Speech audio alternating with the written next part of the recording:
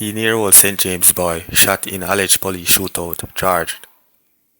A 16-year-old St. James boy has been charged for being among persons who allegedly engaged the police in a shootout in Gut Bottom in Granville.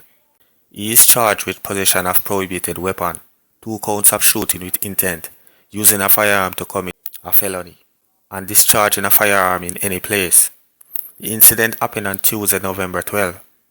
Reports from the Montego Bay Police are that about 4 p.m., lawmen were on patrol in the area when they saw a Toyota Yaris motorcar that fitted the description of a vehicle that is believed to be used by robbers earlier in the day.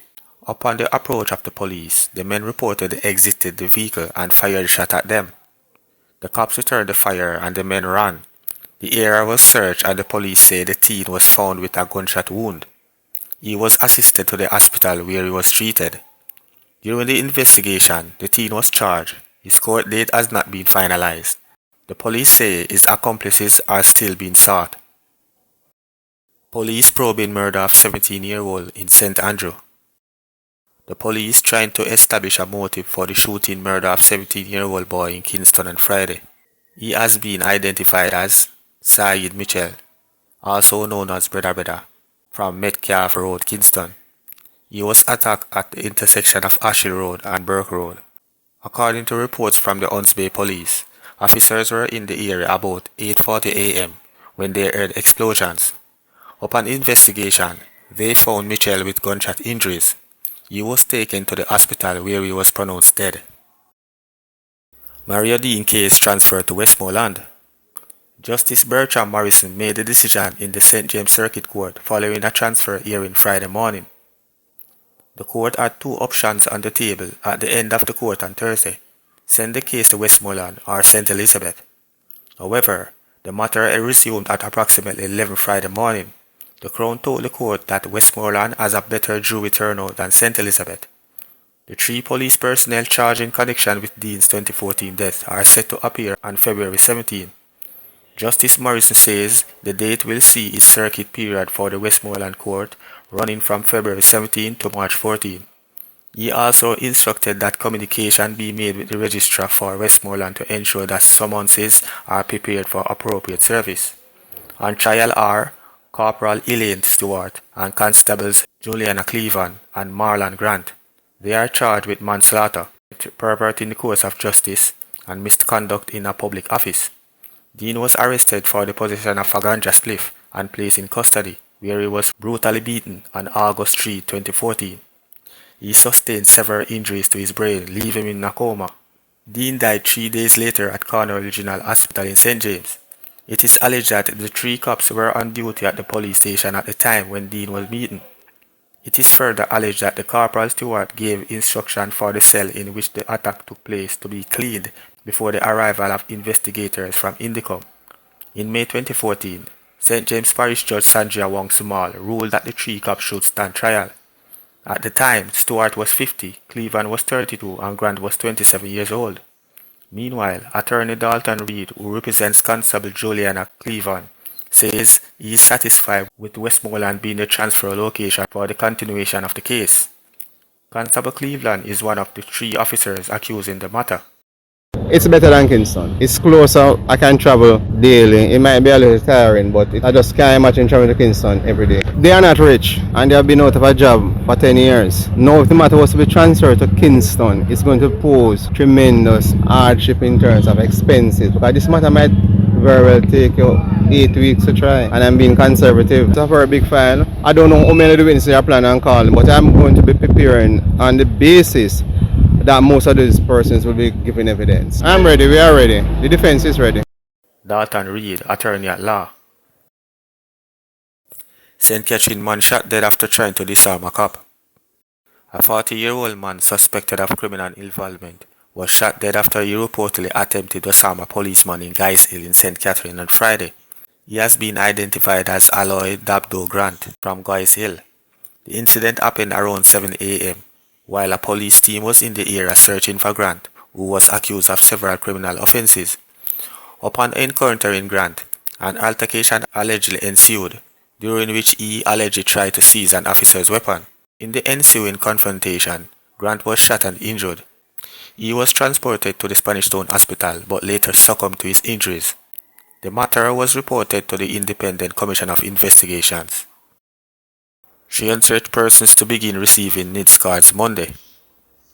300 persons who were enrolled in the National Identification System NIDS pilot project will begin receiving their cards on Monday, November 18. Thereafter, there are other persons who have indicated and we have in the system that they would like to have their National Identification card, and they will be next. Chairman of the National Identification Registration Authority, NIRA, Bishop Conrad Pitkin, as of January, when we would have completed all those who have indicated are in our system, we will open in the public, he further informed. Bishop Pitkin was speaking on Friday, November 15, during the official launch of the NIRA at the Central Sorting Office in Kingston. The NIRA is responsible for overseeing Jamaica's civil registration and national identification system. The entity will handle the layered rollout and management of NIDS. Bishop Pitkin advised that there are 24 NIDS enrollment centers across Jamaica. He said contracts have been signed for 8, and those will be commissioned first. We are in the process of signing another 50 contracts, and so before the middle of the year, we should have all our service centers across Jamaica ready. I am pleased to announce that there will be a mobile unit to reach persons in deep rural Jamaica. Bishop Pitkin said the NIRA will be working with the Jamaica Council for Persons with Disability, JCPD, to ensure that the disabled community is served. NIDS provide a reliable and secure way of verifying a person's identity. I'm saying all of this so that as the new middle management of the JCF, that you understand what is the overall strategy. Now, as we invest in degrading and eroding and eradicating the gangs, the JCF can't have any of its members involved in gangs. None of the JCF members can be in any way, shape, or form associated with offering support, giving information, taking money from, being friends with people who are in gangs. It must not happen.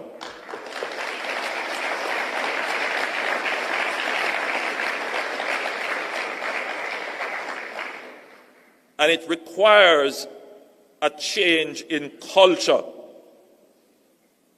Because, unfortunately, over the last 30 or 40 years, there has been the infiltration of the police force by criminal organizations, many of them parading in ways to suggest that they are, regular business people. We are friends. I go drink at his bar. We go have a talk.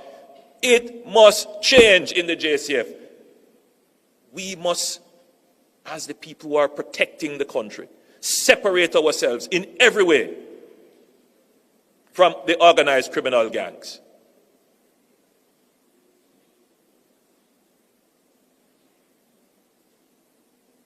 It could be a school friend. You could have grown up with them in the community. Separate yourselves from them. They mean us no good. They have been the bane of our existence for the last 40 years. All of them who pretend that they are dons or dads or supporting communities and keeping treats and helping people, at nights they call up the daughter of the community member or call up the son and send him to go and rob. And we have been friendly with many of them.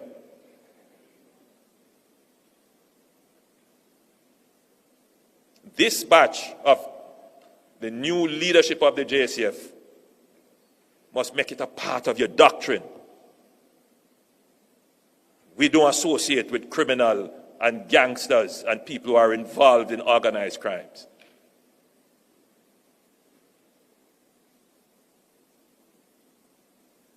If you really want to see the transformation of Jamaica, get rid of the gangs. And that is my message to you at your graduation.